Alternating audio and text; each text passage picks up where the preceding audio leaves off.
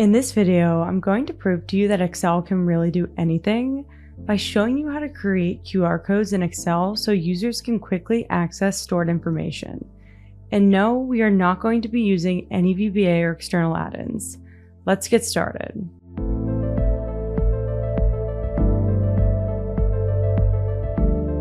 Here we have a list of websites and need to create a QR code for each website.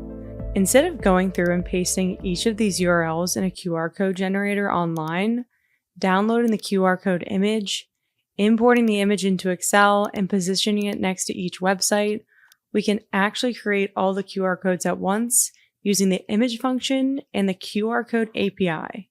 An API allows two different softwares to communicate to each other, so by using a QR code API, we are enabling Excel to generate QR codes without needing an external application or software. I already copied the QR code API into my worksheet, but I'm also going to paste it in the caption below so that you can easily copy it. To create a QR code using this API, we need to insert the web address that we want to create a QR code for at the end of the API URL after the equal sign. This will then generate the QR code on the API server, and we can use the image function to import the QR code into the cell. To do this, select the cell you want to insert the QR code into, enter the image function, select the QR code API, and lock it in place by pressing F4 so that it doesn't move when we fill our formula down this column. Lastly, we have to combine this with the web address in cell B5. So I'm going to enter the ampersand symbol to combine values, select the website in cell B5, and then enter the function.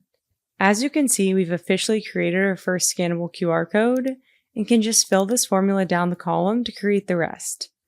Now we can just whip out our phone, open the camera app, and scan the QR code to automatically open any of these websites.